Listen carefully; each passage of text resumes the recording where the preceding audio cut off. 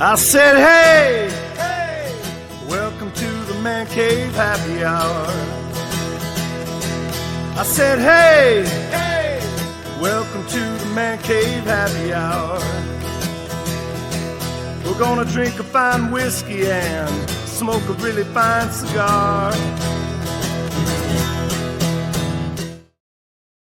It is time for happy hour. It is the Man Cave Happy Hour. Whiskey, cigars, spirits, the stories that go along with it. I'm Jamie Flanagan. That over there is the sexy August Gitchlag. Oh, Matt Fox. You have to add that sexy in. I did. You got Foxy already in the name, buddy.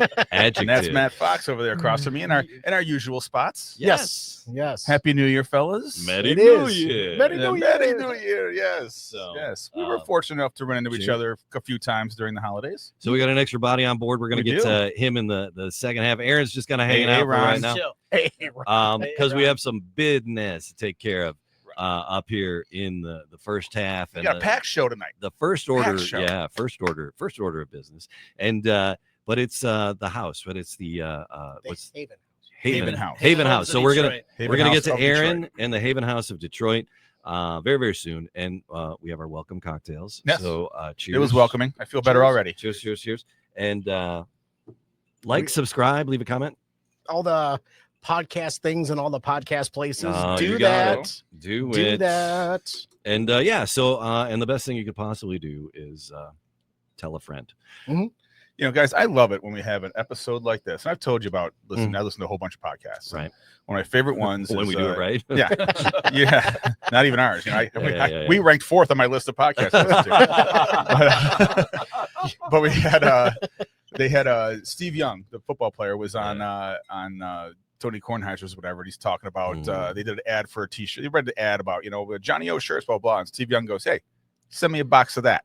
And they go, what? He goes, yeah, send me a box of that. And then I'll wear it, but send me a box of that. And it became a joke on the podcast all the time. Whenever someone talked about, they sent, they got these new potato chips. Oh, send me a box of that. We'll eat them on the podcast. So this is one of those episodes where someone sent us a box of that. Somebody sent us a box of that. And we would like to welcome from Fresh Victor, we have Ken McKenzie. Ken, welcome to the Man Cave. I'm almost disappointed his name's not Victor. Yeah. Right. He's founder and CEO of Fresh Victor. He leads the first fresh pressed refrigerated cocktail mixer brand. Disrupting expectations in the market. It is doing its thing out there in the beverage space, and recently awarded Food and Wine's #1 margarita mix, which is kind of because he's an indie guy, right? He's not a big machine. He will be soon enough, but there's some history there. Margarita mix. I don't see any tequila out here. I don't know what's in the box of that. Oh, there's stuff in the box of that, and we're gonna pull out that box of that. But Ken, like I said, welcome to the Man Cave. Well, thank you so much for having me on. And you gentlemen, each of you are the victors. We know. Drinking Fresh Victor. No, not around me. Not around me. That was on purpose. That was on purpose. I'm a Spartan. I'm the Michigan boy, but I got all my journalism endorsements from state. So there you go. And then I got my master's at Wayne State University, downtown Detroit. I got a lot of sweatshirts at home is what we're saying. But enough about me. Ken, before we get into the juices here, tell me about your childhood. There you go. You're gonna get that too. Okay. Yeah, where you come from, Ken? So I was born and raised in Northern California, Palo Alto, born at Stanford. Oh, okay. Had a great childhood here. Ended up actually falling in love with a girl from Guadalajara, Mexico. Followed her down there and found myself in the tequila industry. Oh, okay. So you came from the spirit side first. I came from the spirit side first, and it was really a journey for me, more or less, because my tequila background prior to landing in Guadalajara was shots of mixto. Oh, okay. So when I actually landed, everybody looked at me like I was a monster. Like, what are you talking about? That's not how you drink tequila. And so once I really learned what an Epicurean spirit it truly is, it became a mission for me to really want. That was a hell of a Stanford word you just pulled out. Epicurean? Epicurean. Okay. All right. Definitely, I think the preconceived notion, at least growing up in the 80s and 90s, was, hey, tequila is meant to be consumed in large quantities and barfed up the next day. Yeah, right. That's exactly what it was. It was really. 100%. That was in the 80s, sure. Yeah, that's the newsletter I was getting, and it gets the job done quick. I was in college. That was That's what you do. That was the memo. Once you learn that. Just the Blanco alone from, agave being harvested every 10 to 12 years, there's so much mineral content and so much complexity that you learn that tequila in many ways is a lot more complex than most spirits in the marketplace. And so once that really occurred for me or sparked in the mid 90s, it was a situation where I really wanted to share that with others. Mm-hmm. And it became something that took up the next 20 to 25 years of my life. All right. In a good way. Yeah. Kept you busy. Kept me very busy. As the industry and segment grew so much, I mean, when I started, there was really only a prevalent handful of 100% agave tequilas that I could rattle off. And it wasn't the ones that we're talking about today. Well, now they're all owned by celebrities. Now there was over 500 new registered marks in 2024. Wow. In 2024 alone? In 2024 alone. And so, for someone like me that started so long ago, just the barriers to entry for new category participants, for wanting to be a part of that segment when it's so competitive and, you're all vying for distributors, for account placements, for menus. It made a lot more sense to me to do something adjacent. And, my wife, being a lot smarter than I am in so many different ways, had reminded me, when you do these fresh mixers, please don't call them a margarita mix, in the sense that fresh ingredients can be used with essentially everything. Right. Rum, gin, tequila, whiskey, mezcal. Oh, trust me, that's how we use it. Yeah. We use bubbles for mimosas, beer for shandies, water for agua fresca. It really lends itself to whatever you guys are drinking. The shandies haven't caught on down here as a mixed drink. I know about them. I've seen them. Yeah. We, in the you Midwest, get the Line and Kugel summer Midwest, shandy. we get our Wisconsin summer shandies, but the old mixer shandy, it's still there. It's still out there to do here. Yeah. One of the few. Yeah. That one hasn't taken. Right. So, is there a tequila in particular that you're fond of? That I'm fond of? Yeah. Is there a go-to? Oh, so many. I mean, if you look at El Tesoro, Ocho, Fortaleza, Casa San Matias, Cocoro. I mean, the list goes on and on. San Mateus. I like the San Mateus. I got turned on to that one. Holy crap. And the store that here had a barrel pick of the San Mateus. Oh, really? And it was aged 10 years or something. It was crazy, but the price was really reasonable. I bought up 4 of the bottle. Is your wife now? We killed 2, and then the chief One Love helped kill off some, and then I bought 4 more. Anyway, I bought it. They had 4 left. Because when the barrel's gone, the barrel's gone. Right. It takes a village. I loved it because the shelf one is really, really good, but this barrel pick was amazing. So Ken, getting into the mixers, let's get juicing, right? So this is a crazy box. Wow. So what are we looking at here? So we living in a box. We produce right outside of Lake Tahoe. It's on 90 acres. It's all solar run, no preservatives past the gates. And so these are being blended fresh and cold filled. And so it's actually a refrigerated product in the sense that it's fresh. And we produce 9 flavors now that are designed to be mixed with anything you like. So you can't go wrong. Wow. These are very cool. Oh, dude, Catherine, my girlfriend's gonna go berserk over this. Right. And this is the one. So we're pulling out, but ginger, pineapple, and ginger root. That's gonna be her. Mexican lime and agave. But the one that really caught my eye and is still catching my eye, and I haven't cracked it yet. No, not the strawberry lemon. There's a pomegranate one. Oh, okay. Yeah. Where is you can see we actually did not go through this yet, Ken. They're still cold. Yeah, they're cold in their hands. Well, I did an unboxing, but then I repackaged it. We weren't there. The rest of us. I love the live reveal. Yeah. So that's what you're gonna get, buddy. We haven't dived into them yet. But the one that until April. Cactus pear, cactus pear, and pomegranate. Wow. This like really just. Okay. I was like, I need to get my mouth on that. Yeah. So that's that was worth it. That was worth the bell. So these are great. And what's fun about these, there's little cocktail recipes on the side of each, suggested cocktail recipes. So I brought out some fixins to do, and we can all kind of pick one that we like, and we can kind of make one if we want, or we can all do the same one. I don't know, whatever. I'm doing the pomegranate one. Some of these call for gin, some call for whiskey, some call for vodka. So some you call for get tequila. are you doing the first draft pick? I didn't bring the tequila. I want to do the We got pomegranate. tequila in there. I know. I didn't bring it out. Full bar. I didn't bring it out. But and here's the thing, Ken. I'll go get the tequila. You're the voice. Yeah. All right, I'm so the smart Ken, ass, you're the voice. I'll go get the tequila. so tell me a little bit about Fresh Victor and how did it really get rolling for you and escalate to where you are? I think growing up in the 80s and 90s, one of the things that was so prevalent was the fact that mixers as a category had a bad name, and for good reason. They were high fructose corn syrup, neon green, cloudy, things that looked like it could withstand a nuclear winter. And so you just didn't want to. It was an afterthought. It wasn't something that you said, hey, let's go out and get mixers. It was, hey, let's go out and get tequila. And then, what can we just put with this? Right. And so when you looked at the industry on the whole, where there was really broad market opportunity was mixers constitute 2/3 of the glass, or most of what you're drinking within the context of the cocktail. Yeah. Why is it an afterthought? Shouldn't it be something that has really good focus? And then you come to think about it in a way of, I don't want anything in my glass that wasn't on my grandma's shopping list. Right. Sure. Right.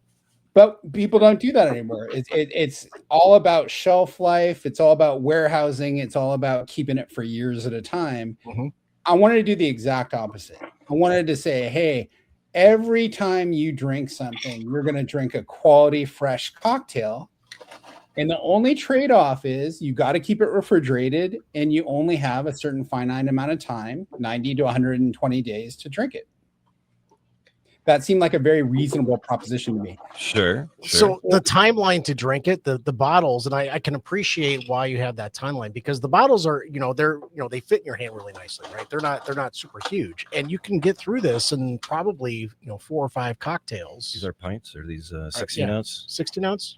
I like to say an evening. Yeah, you can get, and that's the part of using it, until it's gone. A lot of folks will take a mixer, they'll stick it on their on their cabinet, and it'll sit there for the rest of their lives, and they won't use it at all.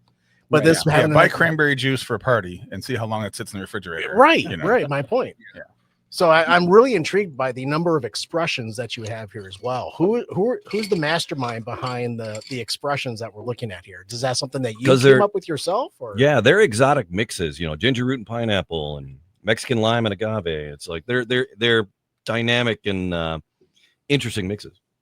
So I do all the formulations, and one of the basis for this really comes from the industry itself. With tequila, having such a strong tequila background, one of the things that you really focus on is on premise. What do people want to see on menus? And then you back that up and say, what do bartenders want to use but don't like to use? Jalapeno is a difficult ingredient to use if you're cutting it up. Sure. Prickly pear and pomegranate, that's another one that isn't the easiest thing to use. Cucumber for cucumber and lime. And so it becomes an exercise of, what do we want to put in said bottle that can be used in so many different ways and make your guys' life so much easier? Yeah. But keeping to quality. So who is your target market? Who are you targeting with these? So it's an interesting mix. When you look at being able to supply a fresh mixer, you have several avenues. You have the on-premise, and so restaurants, bars, casinos, cruise ships, anywhere where you're going to drink there, concert venues, airports, anywhere where you want a better cocktail. Okay. Or a mocktail offering. Sure. They work perfectly that way too. So yeah, this I just tried the pomegranate and cactus pear just straight up, and it's nice. It's not too sweet. I like sweeter things. but it's not too sweet on its own. And on the side of this fella here, Cactus Pear and Pomegranate, it has the Cactus Pear Cosmo, and I'm a sucker for a good Cosmo. So it's calling for 1.5 ounces in a vodka. What'd you say? Put an umbrella in it and you're done? That's it. All right, I'm a happy boy. All right. 1.5 ounces of vodka, 3 ounces of the Cactus Pear and Pomegranate, and then a 1/2 ounce of triple sec along with a lime wedge. And yeah, so that's we're gonna try that bad boy. I'm gonna mix that one up. I'm doing myself a little. And don't be afraid just Cosmo. to, do the 3 ounces of Fresh Victor. And if you want to titrate it up to 2 ounces or 2.5 ounces of vodka and you're off to the races, it'll work. So I just mixed the, I just did the lemon sour. I had And to retreat to get my readers. So it calls for a rye. It calls for a rye whiskey, and I have an Elijah Craig here, and it looks like a proper cocktail that you would get at a high end restaurant. It's got that cloudiness to it. It's got and when you sip on it, you get that bourbon flavor. It's not the lemon sour doesn't overpower the rye that's in it. I'm going pineapple ginger root. That's my draft. All right. All right. So here's my Aaron. Any of these tickling your fancy? We can make you one too. I'm liking the jalapeno. All right, do it, man. He has access On a stick. All right. So I did it with the measuring cups, and so You're Ken, so proper. yeah. Yeah.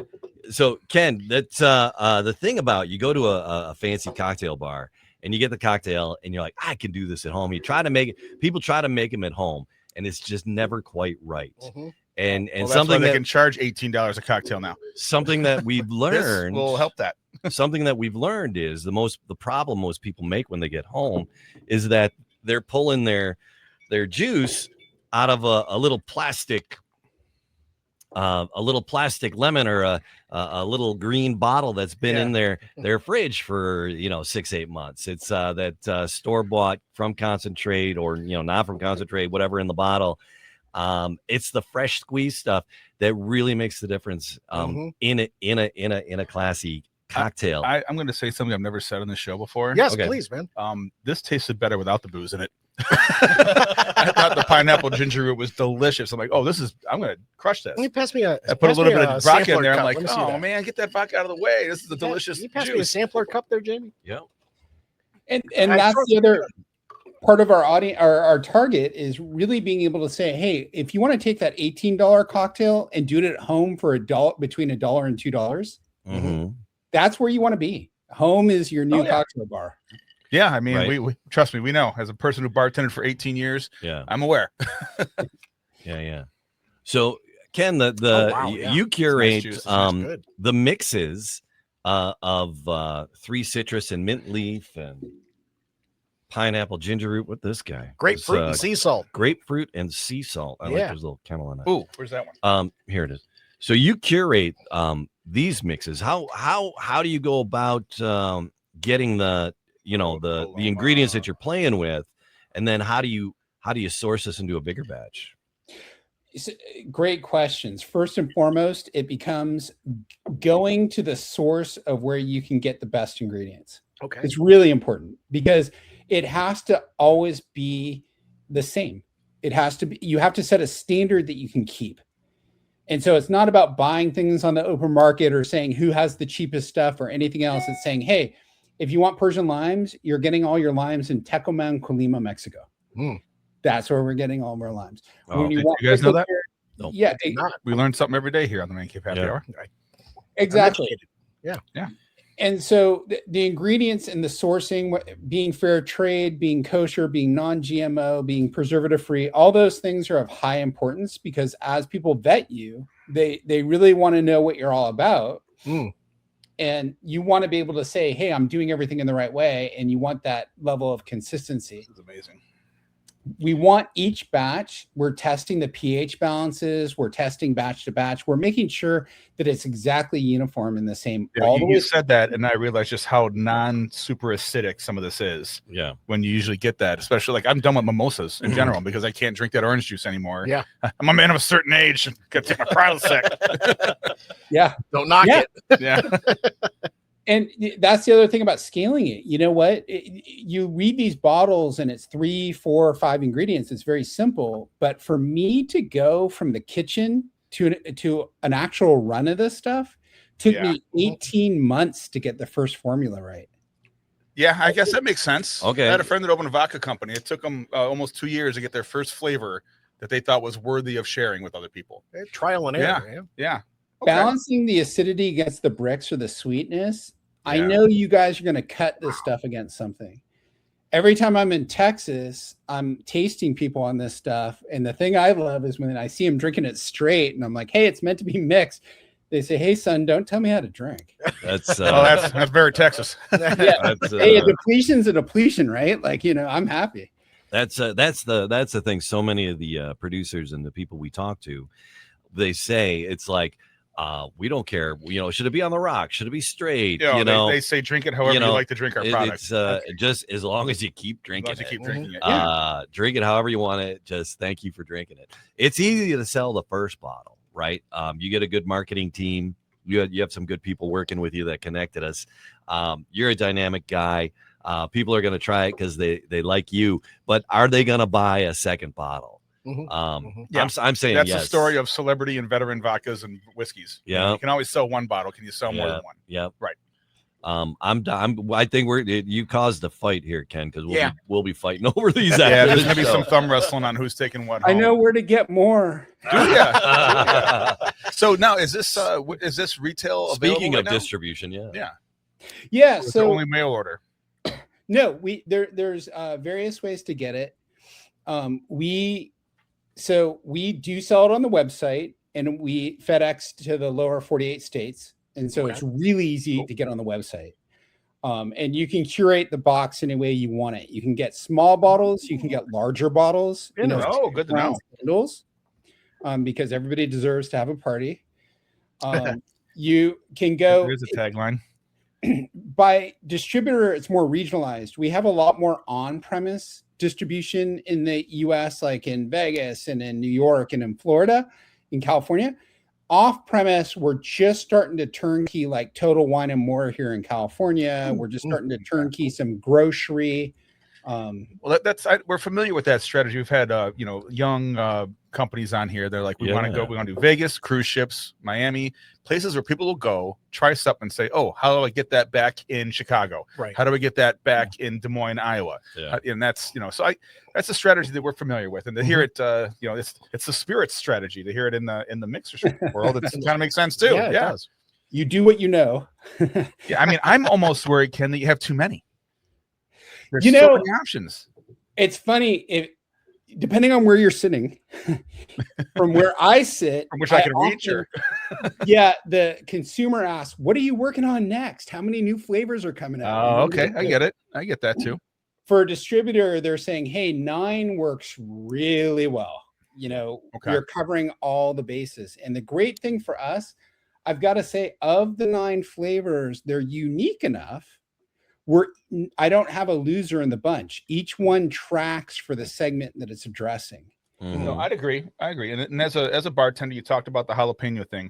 There's 3 of these here that would make my life easy automatically off the top in a non-fancy bar. Like we don't wear no leather aprons and shit, That jalapeno lime would be the top one that I want behind my bar. Because that's the one that I could use the most of, that I don't have to work on so much. Where's that cactus one? That one I'd have to convince people, but that's the only one that I'd have. But I could invent something with that. But that's nice. Yeah, and it's nice though. Yeah, it is nice. No, but I could see like the immediate use for this. So let me go back immediately. Aaron, you used the jalapeno and lime one, right? Yeah, I did. And how is that? It's got a great heat to it. It's got heat to it. It's got heat to it. Yeah, at the very end of it. What'd you add to it? Vodka. Yeah, it calls the side of this calls for vodka. Yeah. Okay. So to add that heat to it, I'm sure you spent some time, Ken, working on how much heat should actually be in this, right? So how long did that take you? Yeah, it's almost like you researched this a bit. Honest to God, we don't. We do not research jack. No, we're just used to people. We're lucky your name's up under your picture there, because otherwise we'd be fecked. No. When I first launched in 2017, the jalapeno came out. And I got to say, we had college kids writing into us saying, "Hey, we're using this weekend at the frat house as a dare." And I thought, that doesn't encourage a second like drink. ghost pepper booze mix. Yes, I dialed it down by a good 22%. That's funny. You hope you have that letter on the wall at corporate. Aaron, if you take a taste of that, what I'm most proud of is that you retain the vegetable taste of the jalapeno on the back end there, on the back palate. And a lot of times people just address the heat element. Hey, I'm just going to crush you with the heat. I love the heat, but I also love the fact that you can taste the actual jalapeno as a vegetable. And we use it in a lot of different ways. We use it to make ceviche. We use it as marinades to grill fish on the grill because the agave caramelizes. There you go. Consume it how you want to consume it. I like that idea. Yeah. Especially there we go. What is your what's your top selling, most in demand? By far, the Mexican Lime and Agave. I'm mixing that one right now. Yeah. I got a little Trace Agaves, Añejo. I like the Trace Agaves. It's reasonably priced, and you can just put this in a glass and just sip it, or ice and sip it. And on it makes a podcast like this, and the amount of booze we go through, we are all about bang for your buck. Yeah. Like, what is your go-to that you drink at home, that you get the best flavor for the right price? You're onto it. And I got to tell you guys, one of the most gratifying things for me after 28 years is having a tequila brands along the way. You're basically growing with you. Yeah. You're basically vying for menu space, for shelf space at stores, for all these different things. When you have a mixer brand, you're going to the dance with everybody. Ocean Spray. Going to dance with Sprite. Everything. Right. Well, yeah, but that's the thing. Here's another advantage that I see, because every state is different. Federal laws, local laws on moving and shipping alcohol. Right. But moving and shipping the mixers. Yeah. How much regulation do you face? Because we talk a lot to the bourbon makers. Just even the trouble they go through with just their damn label. Their labels, the beer guys and their labels. So what's impeding you out there? Yeah, what's your journey like on getting this to people? Is it pretty easy because it's just juice? Well, everything's a trade-off, isn't it? Okay. All right. So it felt like I was training at altitude with handcuffs on and being shoved out of a plane without a parachute. Okay. And then we started this in 2017, and the thing that we really experienced was we don't have the federal or state by state regs in the same way that alcohol does, and so that was fantastic. That felt amazing because you could do so much more. But with a fresh juice, you still have to have health department crawling up your butt, like in the agriculture and everything else. Yeah, there's that, but it's also what is really, when you say what impedes you, or what really is probably the thing that I think about when I go to bed and when I wake up. What's really grinding your gears? Yes. The refrigerated distribution of freight. Okay. That's fair. Because, hey, it's got to be fresh, Victor. Makes me think, what was that old movie with James Dean with all the water rushing out of the take? Yeah, I know. Almost it is spit take. Almost it is spit take. What was the old James Dean movie where all the ice, they tried to ice all the... Giant. Yeah, they tried to ice all the lettuce, and it's all pouring out. And they're like, we have to distribute the lettuce, and there's like this water pouring out of the side of train cars. I'm like, oh man, early challenges. That wasn't It's a Wonderful Life. No, don't get me into my Jimmy Stewart. That's a different show. Why is a different show?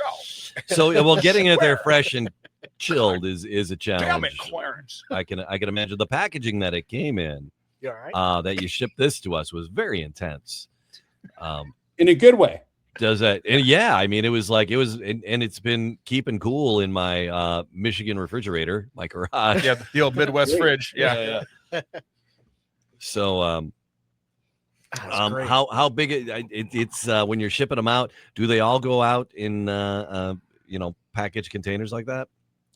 Yeah, so that, like you guys were saying, everything's an iteration. And so you start with kind of a baseline of, hey, we want to get the stuff out there. We want to figure things out. We want to know what's best practices.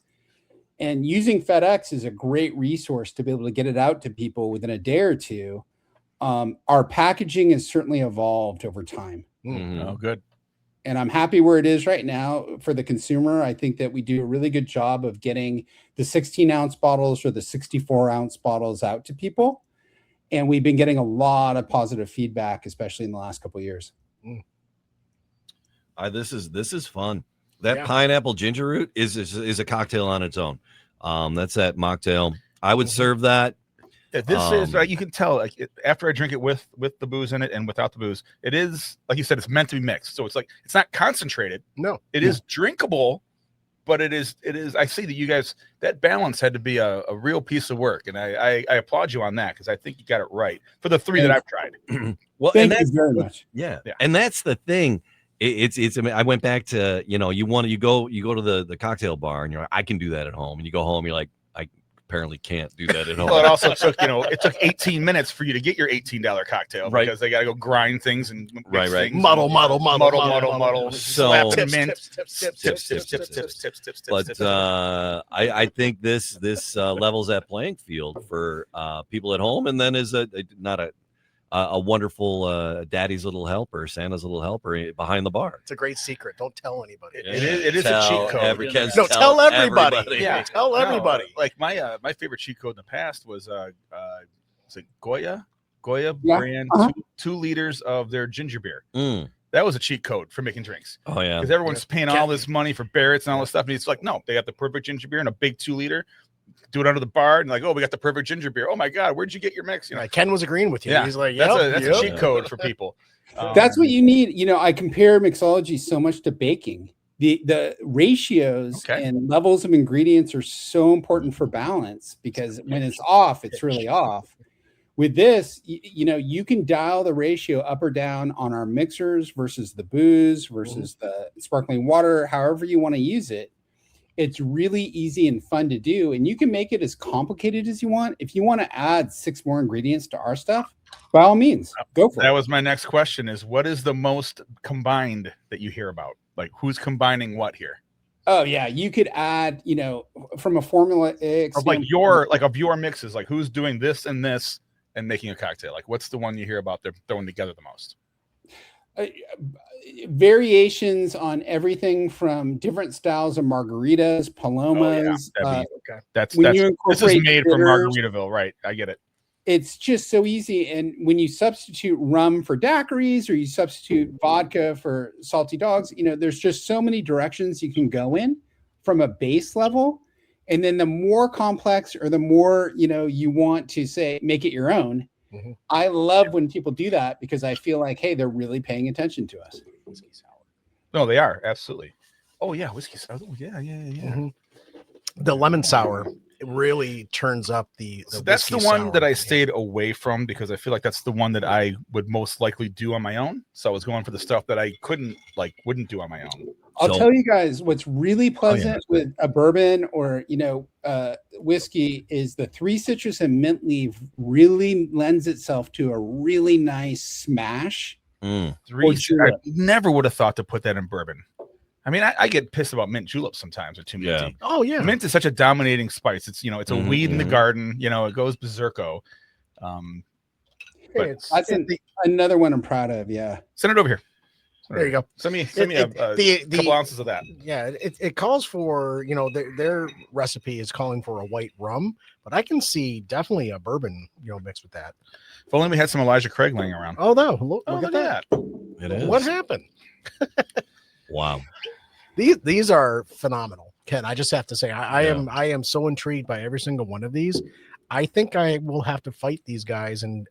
We're going to have a throwdown. There's going to be a draft lottery. Yeah. Oh, we're going to do it. Yeah, we're going to do a draft. Right. So when it calls, for starting by looks, draft first. So I'm mocktail version. It's water it down, or a little more club soda.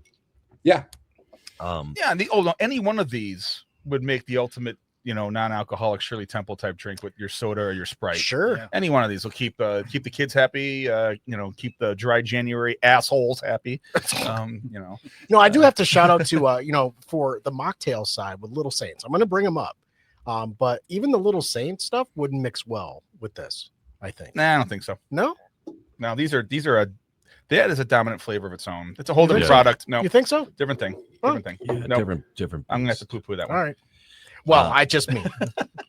Sorry. All right, we're doing we doing a draft? What you said we're doing a draft here? Kick him in. Okay. Well, as far as what we're taking home? Yeah. Yeah. But Ken, is there anything else that we should know a little bit more about Fresh Victor that you'd like to share with us this evening? Yeah. Yeah, I think first and foremost, it's just a project of love. It's something that we took very seriously from the beginning when we saw the opportunity to really improve on the way people drink.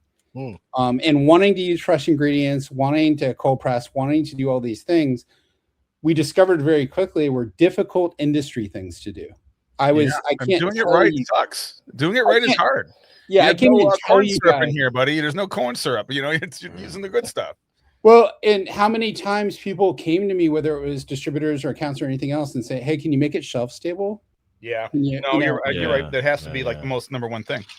And so for us, it really is something that we're proud of, that we're proud to share. It's made for family and friends and celebrating and actually having people at the table. I grew up in that way with a really big family where we, a Scottish McKenzie, a Scottish family with, I'm, 6'2", and, I'm not a small man, but I was the smallest guy in my family. Five big log hurlers up there. Those big, what are they called? Cable tossers? Cabers. Yeah. The caber toss. Caber tossers. Scottish games every year. It. I'm well aware. McRae is my mom's side. Yeah. So, when we culminate together, it's about what are you drinking? What are you eating? And, this is something that we really wanted to lend to be able to say, hey, whatever you like and whatever ratio you want to have it at, by all means, we're here for you. Well, Ken, I love it. People can find you on the line, freshvictor.com, and then Fresh Victor Cocktails on the socials, right? Mm-hmm. Do I got that right? You got that right. And we created a code for your audience that if you just put in Man Cave 20, you get 20% off. Oh, wow. Right on. Oh, what? No. Man Cave 20. Man Cave 20. I just wrote it down. Wrote it down. Oh, you won't remember that one? Yeah. And now you guys know where to find me. So just all I need is an address and an email, and I can send more stuff out to you. All right. Well, you're amazing. Happy. Yeah. It's, That's, you know what I look forward to? I look forward to the first on-premise joint in the Detroit metro area that is using your product, and we'll go live from there. Yeah, there it is. We'll go live from there. If you find a restaurant, a bar, a hotel in town that's using your stuff, we would love to go there. We love going give off-site. them some love. We can get out of our comfort zone here, and we do usually about 5-6 a year on premise on local new bars or new places.